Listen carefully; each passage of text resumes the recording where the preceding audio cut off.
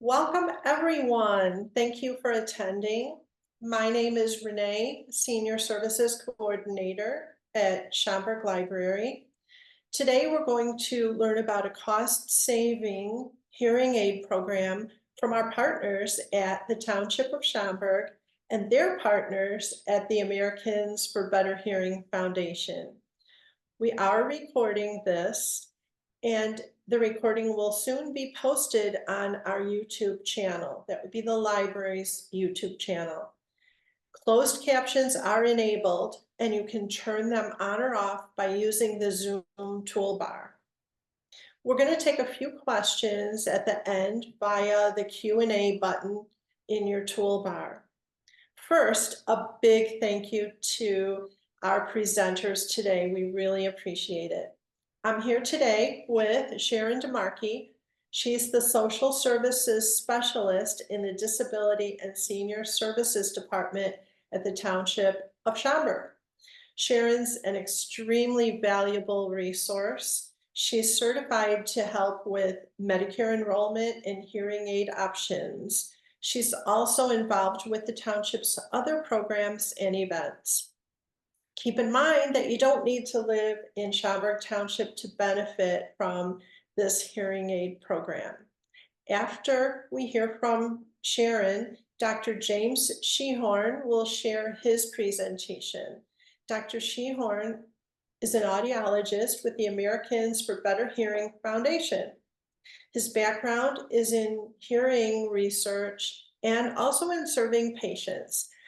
Some of his research has been published in the Hearing Journal, and it relates to age-related hearing loss.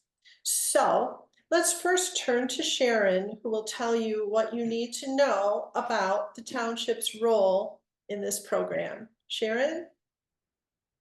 Thank you, and thank you so much for joining us. Just to give you a little bit of an introduction, I do work for Schaumburg Township, again, in the Disability and Senior Services Department.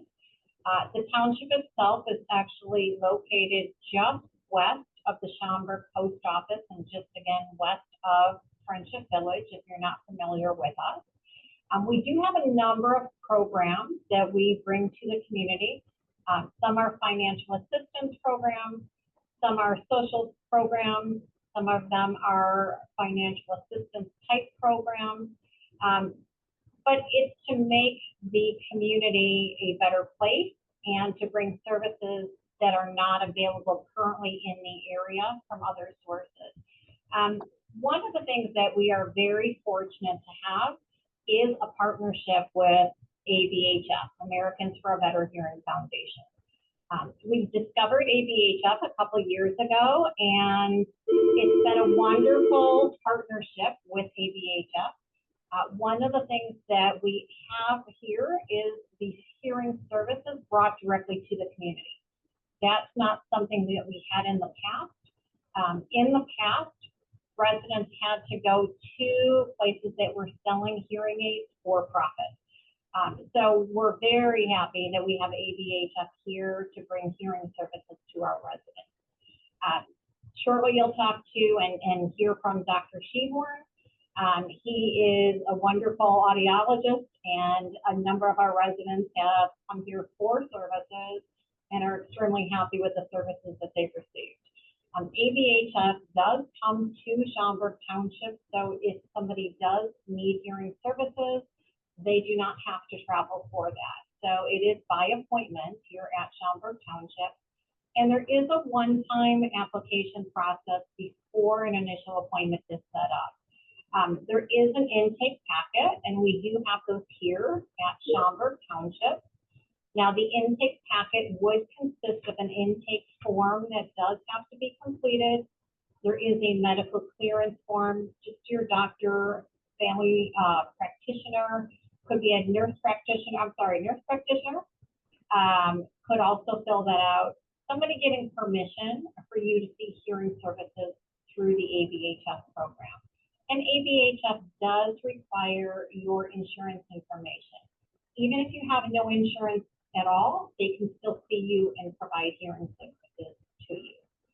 If you would like an intake packet, just give us a call at Schaumburg Township at 847-285-4541. We'll be happy to mail that out to you. We can also fax the documents into ABHF for you if you do not have a fax to be able to return the intake information. Now, we do actually have something that is also unique to our community, and Schaumburg Township is one of the rare townships across the state that offers a deaf social services support group. If you do have an individual or family member that you know of that is deaf and does know ASL, we actually do have a social support group here through Schaumburg Township. It is one of our departments here at Schaumburg Township. And her contact information for that, for the contact for the Deaf Services Coordinator, her name is Sarita Fatke. And I'm just going to go ahead and give you her phone number and email address. And her phone number is 224-520-9763. And her email is sphaadke@schtwn.org. And again, that group is very specific to individuals who are deaf and know ASL. I'm going to go ahead and let Dr. Schehorn take over and tell you all about ABHF and the wonderful services they provide. All right, thank you, Sharon and Renee. So yeah, I'm Dr. James Schehorn. I'm an audiologist. So yeah, I'm here to talk about the hearing services that we provide at the Township of Schaumburg. It's been a great partnership. We'd like to continue to expand it. I especially enjoy it because I live in Schaumburg, so it's a nice drive for me. Most days I'm driving around to various nursing homes all over the greater Chicago area. So it's nice to be able to drive 4 minutes to work. But a little about me. So I was raised and educated in Arizona. I went to grad school at the university. Oh, before I get there, there's a picture of my family here. I have 2 kids, one's 5, one's 7. They go to Dirksen right next to the library. And that's my wife there. I think we're freezing at some Kris Kringle market or something in Elgin, I think. But anyways, I'm from Arizona originally. I went to the University of Arizona for grad school. And there I worked on 2 doctorates, the Doctorate of Audiology, that's a clinical doctorate that allows me to provide hearing care services to individuals who need it. And I also have some background in treating and assessing dizziness and vertigo. I spent 2 years in Louisville, and in their clinic where I was part-time, I only saw dizzy patients. So if you have questions at the end, you can, I believe, put them in the chat box and we can follow up and I can discuss them at the end. If that's something that interests you, but is something I specialized in the past. I'm not treating it right now, but I'd still be happy to discuss it. And then the other part of my training was a PhD for research. So a good portion of my background is in hearing aid research, looking at the interactions between hearing loss, aging, cognitive factors, noise exposure, tinnitus, all sorts of things like that. As far as hobbies, I like to play basketball, climb, hike, music, and I'm often just asking my kids not to be so loud around the house. It's a big part of my day. So at this point, I was hoping maybe you'd be able to talk back to me, but I don't think you have enabled microphones. So if there's anything you'd want to bring up about what brought you to the presentation, any particular topics you'd like to hear about, we can always adjust the topics to focus on things that you're most interested in. You can put that in the chat box and then we can come back to it later and address those later on. All right. So as far as Americans for Better Hearing Foundations, a nonprofit I've been working for about 3.5 years now. It was originally established as a way to raise funds for hearing loss and deafness research. And then around 2011, the CEO and other board members noticed there's a big gap in hearing care in the area. and that there are many people in nursing homes and supportive living facilities who were unable to receive hearing services, especially those in Medicaid and limited transportation, which is pretty much almost everyone in a nursing home or supportive living facility. It's many times, it's often quite difficult for them to get out to receive the services they need in a private audiology office. So we bring those services to them. That's our main mission, is to provide hearing care in nursing homes and supportive living facilities. And most of our patients are on Medicaid. In some ways, that's quite nice because Medicaid actually fully covers hearing aids, so they can get their hearing aids for free through Medicaid. But we also do see individuals in the community, whether or not they're low income. I mean, we have our main office in Burr Ridge where we see patients. They come into our office. I see patients at the Schaumburg Township building the first Wednesday of each month. We also have some clinic locations at Loretto Hospital and Madison Clinics. And currently we're providing services in more than 250 nursing homes and supportive living facilities. So I drive all over most days. I'm driving up to Zion or Woodstock or Aurora. So I go all over, and I go to a different nursing home essentially each day. All right. We currently have about 7 audiologists and 2 hearing aid technicians or audiology assistants. And ABHF is funded solely by the services, the revenue we receive by providing our services. We don't solicit donations or anything like that. And that was an important thing for the CEO when they transitioned to be a 501c3. That was his vision for it. He takes no salary or anything like that. And a lot of the staff doesn't take a salary either. So it's been a great service. It's provided care to, what was the number? I think it was in the tens of thousands of individuals in nursing homes and supportive living facilities who otherwise probably would not have received that care. So it's a great organization. I'm happy to be working for them. As far as services we can provide, so before we get there, some of these services, I have prices tacked on. They're the most updated that I am aware of. As I mentioned, most of my patients are on Medicaid when I'm in the nursing homes, which is nice for me. So first and foremost, I'm not a salesman. My background is in research. I don't like selling things. So, but the prices are listed on this slide for the different services that we provide.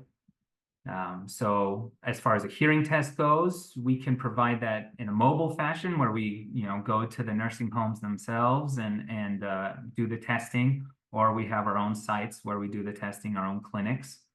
That'll include typically pure tone testing, how well can people repeat words, that's speech recognition testing, even when we make it loud enough for them. Otoacoustic emissions testing, that's testing of the inner ear to see how it's functioning. A lot of times that gets affected with aging and noise exposure. Tympanometry measures the movement of the eardrum, checks to see if there's pressure or fluid behind it. And then acoustic reflex testing is looking at the response of your nervous system to really loud sounds. It causes the eardrum to tense up. That tells us if those nerves are working properly, and some other things as well. As far as hearing aids go, we have the typical styles of hearing aids. It's behind the ear style, the traditional one that goes behind the ear. There's the in the ear style, the custom fits that are custom made for the shape of your ear canal. The in the canal is about half the size of the in the ear. And then there's the completely in the canal, which are the smallest. I have some models here I can show you. So this would be like the traditional behind the ear style of hearing aid. And this just goes over the ear like that. There's an earpiece that goes in the ear, and just like that. Most people think these are the old ones and they're too visible. I kind of feel like that's a misconception. As you can see from the front, you can't really see it at all because the tubing is so skinny now.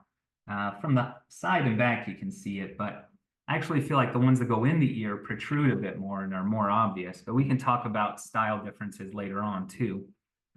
We also have power behind the ear hearing aids. Those are meant for people with severe to profound hearing losses.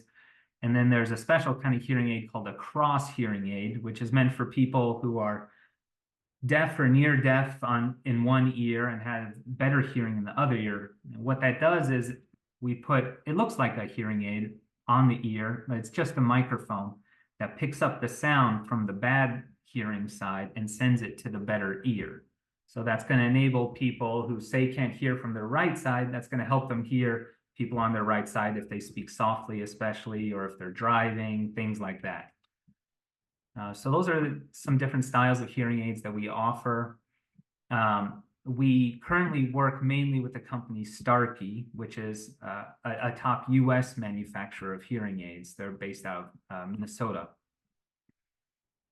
As far as price, so what we charge for the behind the ear hearing aids, the traditional style is $1,300 a pair, which is not cheap. And I don't like people having to get their checkbooks out for this, but it's still a pretty good price compared to what you would pay for the same hearing aids elsewhere. So in other offices, you typically pay $3,000 to $5,000 for those hearing aids, but we can only charge the Medicaid rate, which is $1,300 as a Medicaid provider. So that's why it's at that price point. It's still not cheap, but it's better than what you'd likely pay elsewhere. It comes with a 2-year warranty. All of the hearing aids would come with a 2-year warranty. The custom hearing aids are a little more expensive. The ones that go in the ear, they're $1,900 a pair. Usually patients will pay half of it up front and half when they receive the hearing aids. Those also come with the 2-year warranty. And all built into this price is if you need ear molds, those are covered. The dispensing fee is a part of that. You get a 45-day trial period to try out the hearing aids. If you don't like them and you want to return them, you can, and you'll get a refund minus the dispensing fee, which I think is $350 currently. And then if the hearing aids have batteries, then you get a 1-year supply of batteries with that. The custom in the ears that we provide are rechargeable. So one nice thing about that is you don't have to deal with batteries. You just put them on the charger at night when you go to bed. Some other services, we can provide batteries if you need them. We can do repairs in the office, even if you didn't get the hearing aids through us, we can still do repairs. If it's a simple in-office repair, then we charge just $75 for that. If I have to send it back to the manufacturer, then it would be $225 for one hearing aid, $365 for two. And then that would come with a 1-year warranty after it's fit. The reprogramming fee is if you buy hearing aids, say online or from another provider, and then you bring them to us and want us to reprogram them, there's a fee to reprogram them. It's $300 for one hearing aid, $500 for both. I think that's it for the services there. If you all have any questions about the services, you can put it in the chat box. I'll be happy to answer it. We do provide other services in addition to this, but these are the ones I thought the most people would be interested in. So I'd like to talk a little about hearing loss itself, what causes it, maybe do a little education here. So the #1 cause of hearing loss is aging. So studies have shown about 1/3 of adults over the age of 65 have some amount of hearing loss, whether it's mild or severe. And then that number is, I think, about half of adults over the age of 75 have hearing loss. So it's a very common issue. And I don't know if you can see my mouse pointer right now, but this is a model of the ear. You have the outer ear here, the ear canal, the eardrum. When we talk about damage due to aging, we're talking about the inner ear. That's this sort of snail-shaped cochlea here, or a snail shell, I guess. And if you were to take a cross-section of one of these turns of this tunnel, so this is fluid encased in bone, and it twirls around here about 3.5 times. If you were to cut through that and look in it, you would see all these cell structures here. And the most important one when it comes to aging there are these tiny little hairs here called stereocilia, and here. And those are the cells that get damaged. Just like everything in our body with aging. Everything ages, all the cells in our body over time do deteriorate. It's the same in the inner ear. So these supporting cells can die out. The blood supply over here can fade over time, especially with diabetes, things like that. But you also can get a lot of damage to these hair cells here, both from aging they can degrade and from noise exposure. So that's another leading cause of hearing loss, noise exposure, which is especially common in the manufacturing era, you know, from the 50s onward in the US. There were a lot of people working in factories, and very few of them wore hearing protection. And also our veterans, of course, were very susceptible to noise exposure, or were exposed to a lot of noise. So it was a real common issue. I actually feel like it's become less of an issue, even though a lot of kids have their AirPods in their ears all the time and all that. It still doesn't quite match being in a factory for 8 to 10 hours a day, but it's still a common issue. Some other causes of hearing loss, some medications can cause hearing loss. So loop diuretics like Lasix or furosemide, even aspirin actually can cause some hearing loss and ringing in the ears. And then there are some antibiotics. There are many classes of drugs that are ototoxic that can lead to hearing loss as well. Some of the myosin antibiotics are pretty strong and can damage the ear, the inner ear. And then, of course, there's physical damage to the ear that can cause hearing loss. So if you get an ear infection, so right here we have the ear canal. At the end of the ear canal, we have the eardrum. Sometimes when you have an upper respiratory infection or allergies, this tube back here called the eustachian tube allows fluid to drain out and down to the back of the throat. But if it's swollen from illness or allergies, that fluid can't drain out and it builds up behind the eardrum, and pressure can build up there too. That causes an ear infection. If there's enough pressure built up on that eardrum, then that fluid can blow through the eardrum. That happened to me when I was 12, actually. In my left ear, I had a perforation. Thankfully, most of the time, the eardrum can heal back, and it goes back to working essentially normally after that. Some people, if the perforation is large enough, it does not heal, and there is a surgery for it. ENTs, ear, nose, and throat physicians don't always want to do that surgery, but that's another source of hearing loss, and head injuries can cause hearing loss too. A big factor in hearing loss with aging is our genetics.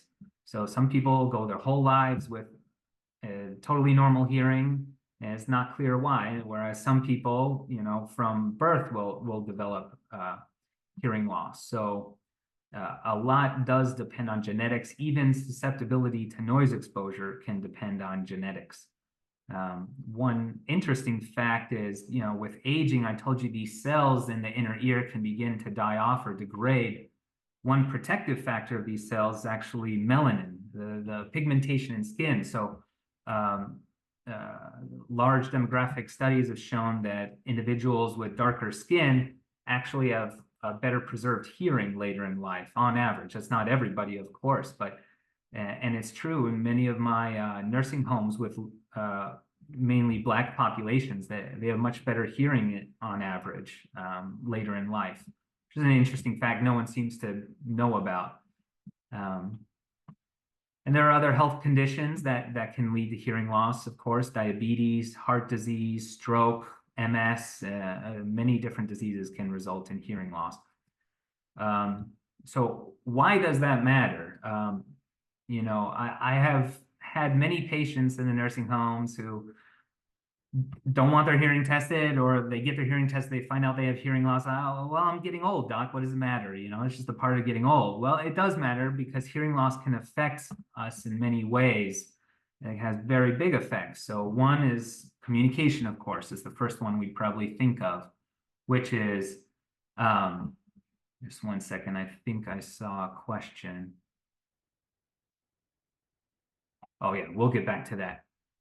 With communication, so many people with hearing loss report increased isolation, reduced activities. Maybe they don't participate in the activities they used to participate in. Say, maybe they don't talk around the table as much as they used to because they're embarrassed about having to ask people to repeat themselves, things like that. Or they don't go out to those noisier restaurants anymore. And that's going to depend as well on the severity of hearing loss. So the greater the hearing loss, of course, the greater the isolation typically. That can lead to depression, anxiety, and a lot of negative effects. And one thing that's been in the news a lot in our field has been the association between hearing loss and dementia.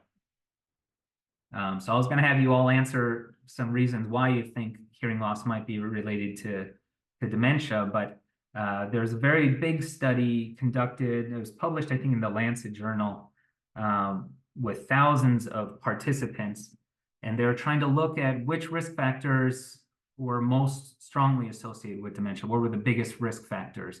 And from that study, it came out that hearing loss was actually the #1 risk factor, which was a big surprise, bigger than education, smoking, hypertension, diabetes, all of those. Hearing loss was the biggest risk factor.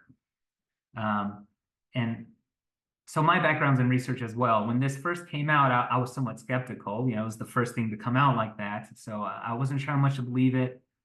But now, since then, it was about 10 years ago when that came out. Since that point, though, many, many people are now studying it, and they're showing the same effects over and over. So it's a real thing. We know that that hearing loss is a very large risk factor when it comes to cognitive decline with aging and dementia. So some thoughts on why. So we know they're linked. We have yet to establish, say, a causal link. What is the mechanism, you know, that links hearing loss to dementia? There are a number of hypotheses out now. One is that with hearing loss, then you have that increased social isolation, reduced activity levels. Another is that by having less auditory stimulation, the brain's not getting the stimulation that it craves, essentially, and can speed up the atrophy process that the brain goes through in aging. Some people say maybe it's a reduced blood supply, because that could cause hearing loss and could affect, impact the rate of atrophy of the brain as well. One thought, which I somewhat disagree with, is that when you have hearing loss, then your brain has to work harder to be able to understand people. You have to attend and give more attention and be more intentional in listening. And that greater demand, some people think that is I don't know, some drain on the brain. I don't really agree with that hypothesis, but who knows? It could be true. One thought that I've had, so in the last 3.5 years, I spent a lot of time around individuals with cognitive decline, with dementia in the nursing homes. And I really think a big part of this is being able to hear all the sounds around you. So speech is just a small fraction of what we listen to all day long. I can hear the airplane flying overhead. When my air conditioning kicks on, I can hear that. I hear the dogs barking, so on and so forth. The world is a very noisy place. Our brains are constantly filtering this information and keeping our brain active. It helps with balance, being able to hear all these sounds. It gives you the dimensions of a room. When you have hearing loss, it actually feels like the room is smaller, both literally and figuratively. I feel like with hearing loss, your world gets smaller. Literally, it gets smaller because you don't hear the echoes coming from the walls, so you don't experience the echo of a room, which gives a room space. It feels more spacious when you hear those echoes. So I think when you don't hear all these sounds that are around you all the time, you don't hear your own footsteps, you don't hear clothing sounds, this is going to drastically reduce the information your brain is receiving every day and reduce your engagement with the world around you. And so I think that really is probably playing a large role. I haven't conducted any studies on this yet, but I really feel that's probably a likely cause. Another effect of hearing loss is a reduced sense of safety. This is especially true for people with, say, more severe to profound hearing losses, where maybe they're concerned they're not going to hear their phone at night while they're going to bed, or the fire alarm, things like that. So for those patients, a lot of times then they'll actually wear their hearing aids all night, even when they're sleeping.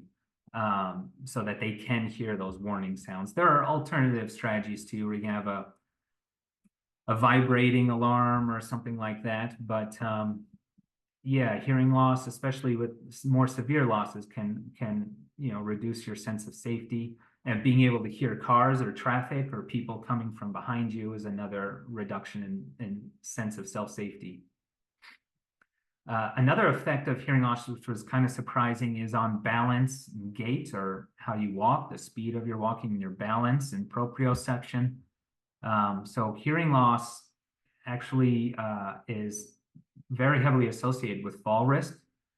Part of that is not being able to hear your footsteps, not being able to hear sounds bouncing off of walls around you that help you to orient your body and maintain your balance. And there is some beginning evidence to show that hearing aids can help with that body orientation in space. I trialed this out myself in the last lab I was in, actually, where I stood on a foam mat with my arms crossed and eyes closed. And I did that with and without speakers playing noise in this sound booth. And when there was no sound, when there was sound, I could maintain my balance over twice as long as without the sound. That's because when you bend a little, when you're balancing, you can hear a sound difference in your ears, actually, when there's sound playing. And then you can make a minor adjustment to your posture to correct that. If you're not making these minor, small adjustments to posture and balance, then you end up getting to a point where you have to make a big adjustment, and then you overcompensate and you get into a wobble where you end up falling. Now, I don't have hearing loss, but I did the same thing in the sound booth, where I put hearing aids in, and I actually then was able to maintain my balance even longer. Even though I don't have hearing loss, I was able to hear even smaller variations in the sound as my head moved in that space. So there is some research now showing the effects of hearing loss on balance and posture and all of that, and fall risk. Some other effects of hearing loss: higher unemployment, lower grade jobs. That's on average, of course. It's not universal for everyone, but it does tend to lead to that. So on the chart on the right, you might see at the top, it says modifiable risk factors for preventing dementia. So that means it's modifiable. We can do something about it.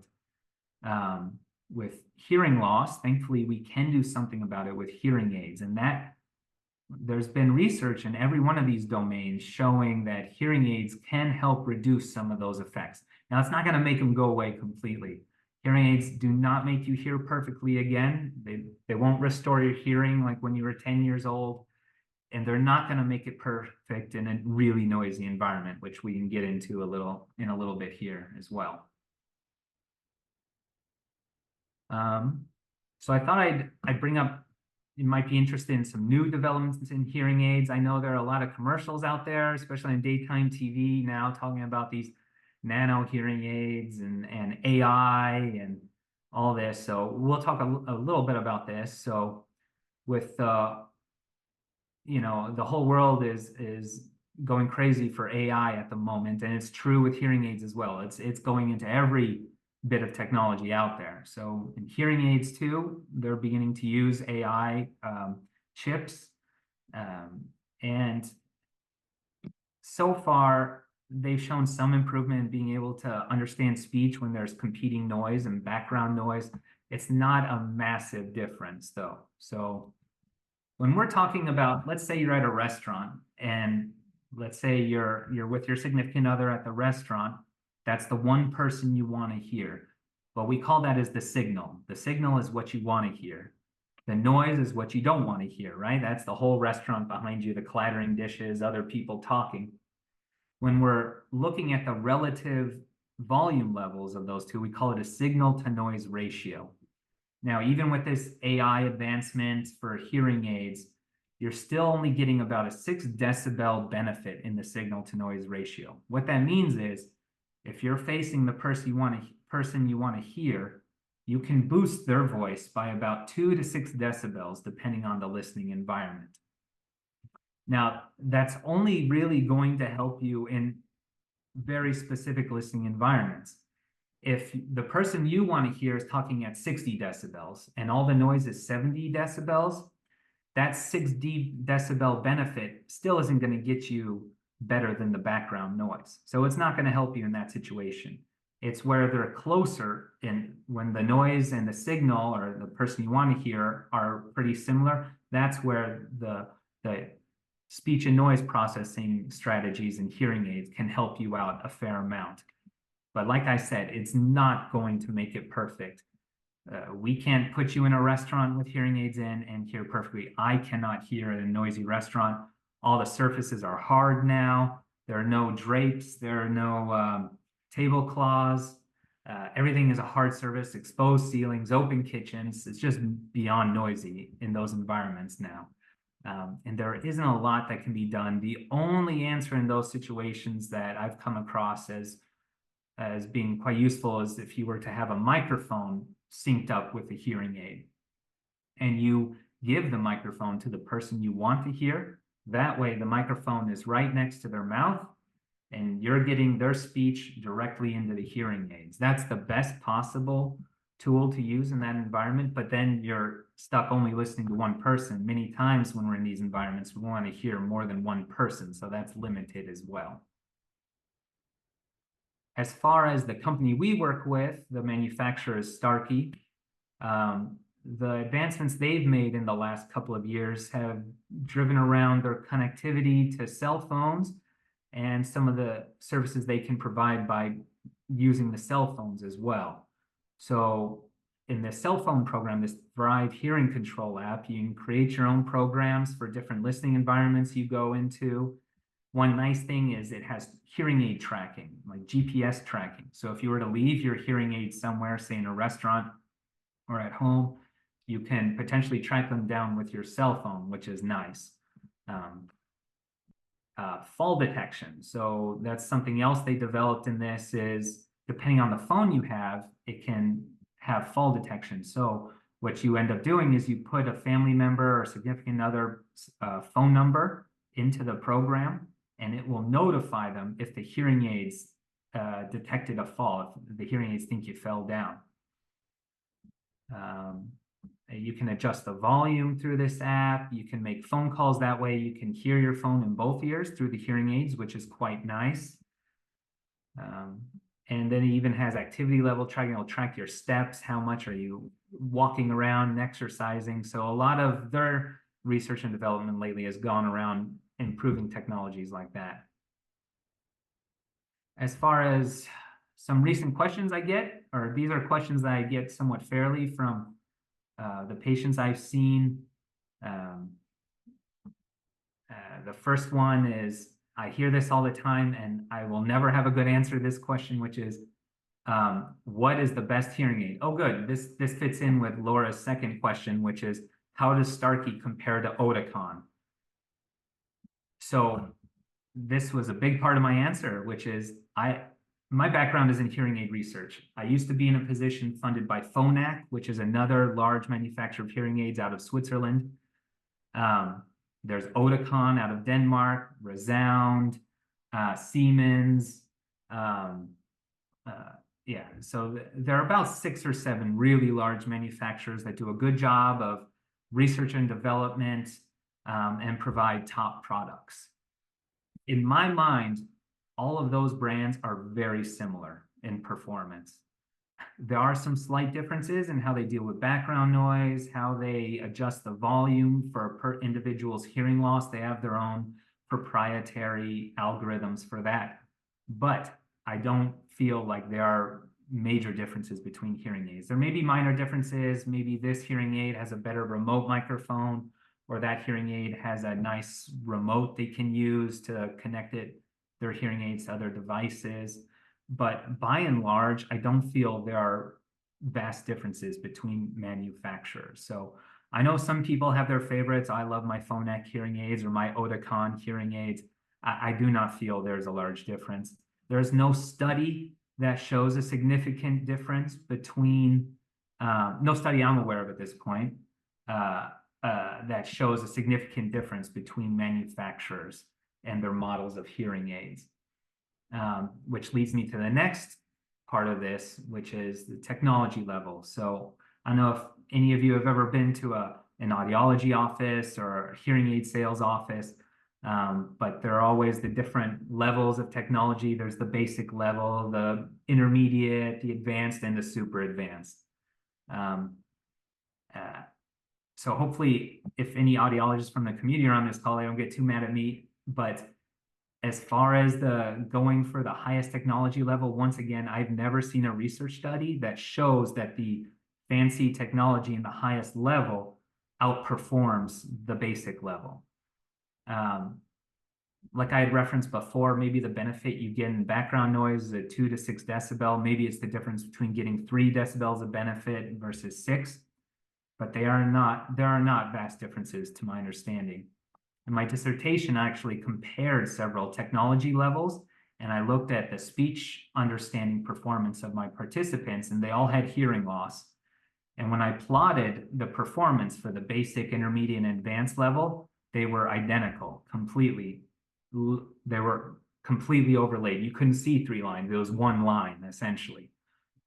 So this is one other misunderstanding that, and this is a sizable price difference we're talking about. So many places the basic is probably like about 2,000 or something like that, 1,500. But that then goes up to $10,000 for the highest. I even told my own dad, don't let them upsell you. But he went ahead and, you know, spent more than he needed to on hearing aids, in my opinion. As far as styles, something that comes up a lot with, oh, what's the best type of hearing aid? The ones that go behind the ear or in the ear? Well, that's going to depend on your listening needs. So here you can see a completely in the canal hearing aid. That's essentially like a tiny little earpiece that fits all the way in. And then there's the in the canal, which protrudes a little out of the ear canal. Then the in the ear, which is also called a full shell, that sort of fills up this whole area in the outer ear. Oh no, we have half shell and full shell. Well, we won't get into the differences there. And then there's the traditional behind the ear style. So, and I've also heard many people bring up this nano hearing aiders. There must be a very popular commercial on daytime TV, because it gets brought up all the time with my patients. One thing I will say, so depending on your hearing loss, any of these hearing aids could potentially work for you. There are very specific reasons why an audiologist may recommend a behind the ear versus an in the ear. What I will say as far as what is better, if you think about a computer, the smaller a computer is, or the smaller the chip is, the less capability it's going to have. The larger it is, the more options there are going to be, the more functions there are going to be. So it's actually the smallest ones, like this completely in the canal style here, that's actually going to give you more than likely the fewest options in a hearing aid because it has the smallest computer chip. And it's going to have the most limited output range, meaning how loud can we make it, is going to be most limited on a completely in the canal, in the smallest size. It's also going to more likely to result in feedback, you know, the whistling sound that you hear from people's ears sometimes. So yeah, I know many people are biased towards wanting to go with these really small ones, but I almost always prefer to fit a behind the ear style. Of course, that depends. If someone has oxygen tubing, glasses, things like that, that'll get caught in the hearing aid. You know, I take that into consideration. Maybe we'll go with a custom in the ear hearing aid so it doesn't get caught up with it. But I don't necessarily think one is better than the other, and smaller is not necessarily better, in other words. Rechargeability. So a lot of hearing aid brands now have rechargeable hearing aids, which is convenient. It's not, there's a trade-off though, because let's say you need your hearing aids in that moment. If your hearing aids run out of charge and they're rechargeable, you're going to have to wait until they recharge again, probably several hours. So one convenience of having the batteries, you can make sure they're ready to go at any moment. Now, rechargeables, usually as long as you had them on the charger all night long, it's going to work out fine. That it's going to work for you all day. You're not going to have to put it back on the charger, but you just never know. But that's not going to affect the sound of the hearing aid, whether or not it's rechargeable, or the quality of the hearing aid, how long it'll last, anything like that. It's not going to be affected by rechargeability. Another thing that individuals brought up to me about Bluetooth connectivity, I think this is on these commercials as well. So Bluetooth is how you can wirelessly connect to electronic devices. Say, I want to hear the music from my computer. I can have my Bluetooth earbuds connected and I don't need to plug in a cable or anything. So a lot of hearing aids now, almost all of them are Bluetooth compatible now, where you can connect your phone to your hearing aids, hear your calls. Some smart TVs have Bluetooth, so you can connect your hearing aids to the TV and then can route the sound directly to the hearing aids. So that is a nice feature to have if you're interested in connecting to these other electronic devices. Some other questions I field are about the over-the-counter hearing aids, one of which I think is a nano. So one thing I talk about with over-the-counter hearing aids, which they started marketing a couple of years ago, Congress changed the law, so now they can market direct-to-consumer over-the-counter hearing aids. Now, these are more affordable options. They typically run you a couple $100s, but one unfortunate issue with this is they're primarily meant for people with mild to moderate hearing loss. So it's not meant for people with more severe hearing losses. Unfortunately, many people with mild to moderate hearing losses aren't aware that they have hearing loss. So usually people do not become self-aware of their hearing loss because it happens so slowly over time and because it tends to impact really high-pitched sounds first, which aren't as important to hearing speech especially. A lot of people don't notice their own hearing loss. Even when they do, a lot of people choose not to do anything about it for 7 to 8 years. Now, the over-the-counter hearing aids are meant for people with mild to moderate hearing loss. Like I said, people with that amount of hearing loss a lot of times don't realize. So I've had many patients with severe hearing losses whose families wanted to get them something, so they bought them some over-the-counter hearing aids. Unfortunately, they just can't get loud enough for them. If you turn it up as high as it can go, it'll feed back. So they are a lower technology level. There is a somewhat significant difference between over-the-counter hearing aids compared to a traditional hearing aid from one of those large manufacturers. They can be quite beneficial, though, for individuals with mild to moderate hearing loss. I just saw a study that came out, said they performed comparatively similarly to traditional hearing aids fit by an audiologist. So that's an encouraging sign. Unfortunately, I just don't know if they're getting to the right people at the right time. But it is something to consider if you only have a mild to moderate hearing loss. I sometimes get questions about cochlear implants. So a cochlear implant is a surgery where they implant an electrode into the inner ear, that curled snail shell type shape I showed you. They actually put an electrode in there, and then they generate sound by electrically stimulating the nerves in the inner ear. So a cochlear implant is a medical device that's largely covered by insurance, but you have to qualify for it by having a severe to profound hearing loss. They're only recommended for individuals where you're essentially giving up on their normal the natural way of hearing.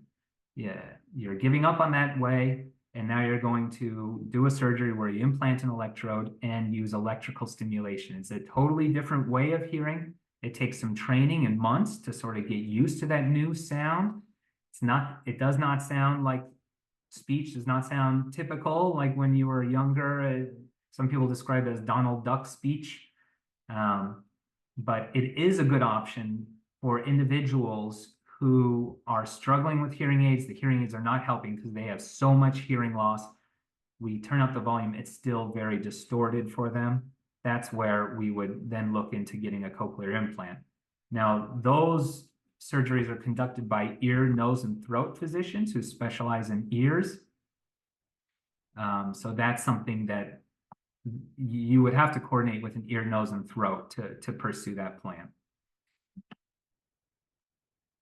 And then we have, I get a lot of questions about tinnitus and vertigo, which I can go into. I think we only have about 8 or 10 more minutes. So if you do have any other questions, I can go into tinnitus and vertigo or dizziness. if you'd like, but if there's anything else you'd like me to discuss, I can do that. There was one question from Laura about Aetna insurance and plans that cover hearing aids every 2 years. And do I work with insurance? So we primarily work with Medicaid. In the past, we have worked with 1 or 2 supplemental plans, but we don't generally do that. If you have a supplemental plan with a benefit, you would want to call them to see what the benefit is, how much it is. So say some supplemental plans will have a benefit, say every 2, 3, or 5 years.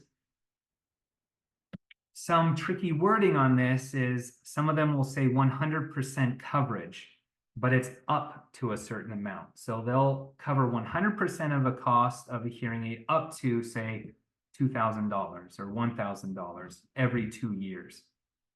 And they may or may not make you go through their third party,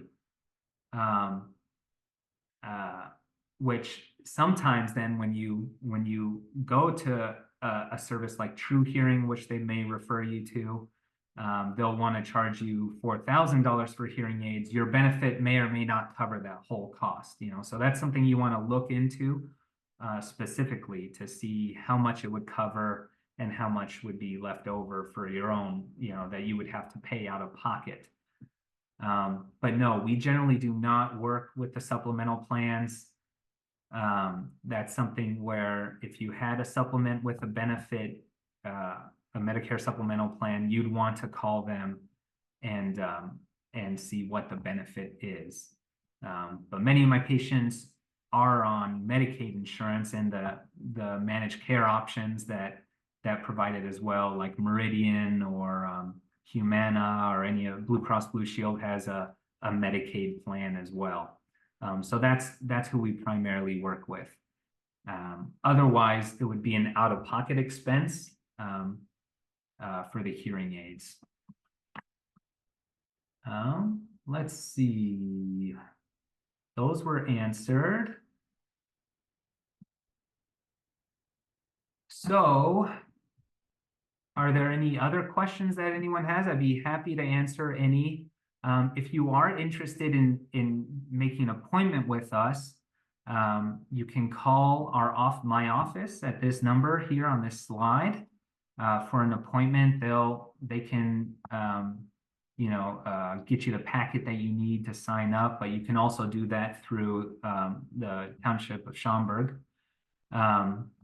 But we also provide our services in the other offices. It isn't just in Schaumburg. You could go to our main office in Burr Ridge, where we see patients every day. Loretto and Madison, I think it's not every day, so you'd want to ask about that if those are more convenient locations for you. And then once again, I'm at the Schaumburg Township the first Wednesday of each month currently. Now that may increase or decrease depending on how many patients we have. But I'm also happy to answer any further questions, any specific questions you have. You can send them to my email, which is right there, jshehorn@abhf.org. I'd be happy to answer them. If there's any references you'd like as far as the research I mentioned, I'd be happy to answer them. But otherwise, I think that is it for me. Unless someone wants me to talk about tinnitus and vertigo, but I'll wait to see if you put that in the chat or in the question and answer section. So one question would be the relationship between caffeine and tinnitus. You can still hear me right now, yes? Yes. I stopped sharing, but okay. So there is some link between caffeine and tinnitus. Typically linked to it can increase the severity of the perception of the tinnitus. Now that could be to a number of factors. One could just be basic heart rate. Anytime you increase a heart rate, it can increase your tinnitus perception. So tinnitus or tinnitus, depending on who you are, people in the public tend to say tinnitus. People in my field say tinnitus. Usually that's the perception of sound in your brain with the absence of sound around you. So right now I hear ringing in both my ears. That's from blasting loud music every day for years at full volume on my CD player to and from high school. So now I have a consequence of hearing the squealing sound in my ears all the time. But a lot of things, some medications exacerbate tinnitus. Stress, of course, does. Exercise, alcohol consumption. But the biggest culprit when it comes to ringing in the ears or the buzzing sound is noise exposure. So it's important to limit your exposure to loud noises, limit the duration and the volume. Never turn your headphones all the way to the top like I did. And you can have that even with normal hearing. I have normal hearing. I don't have any hearing loss, but I do have ringing in the ears.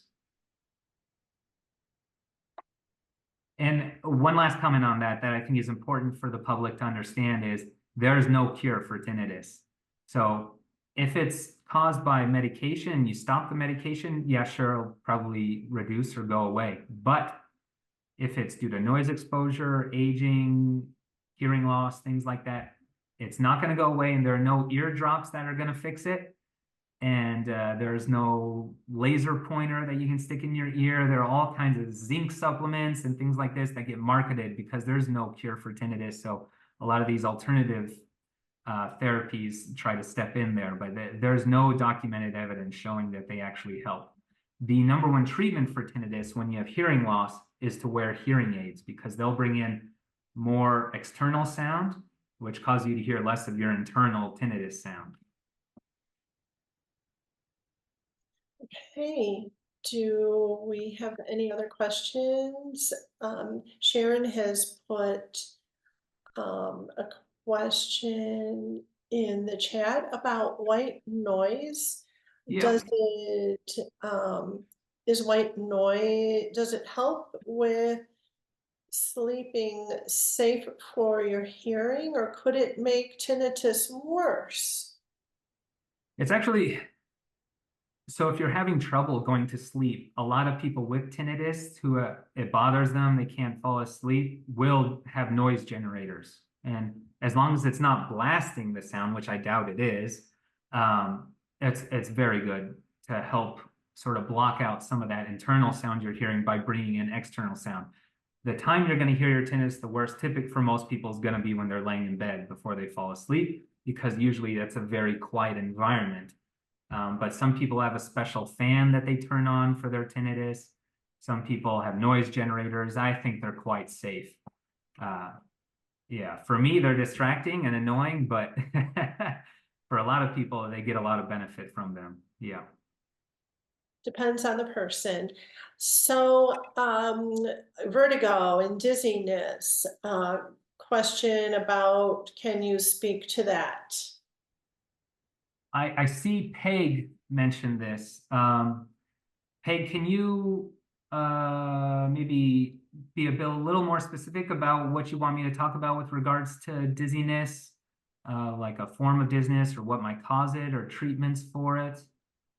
I guess while I wait for you to type, what I'll talk about is what we encounter most in my field, which is something I specialized in for a couple of years in treating, and it's actually very treatable most of the time, which is, some of you may have heard of, or maybe your family members heard of this, these crystals in the inner ear can get loose and in the wrong place. Now, it sounds like hooey or whatever that term is.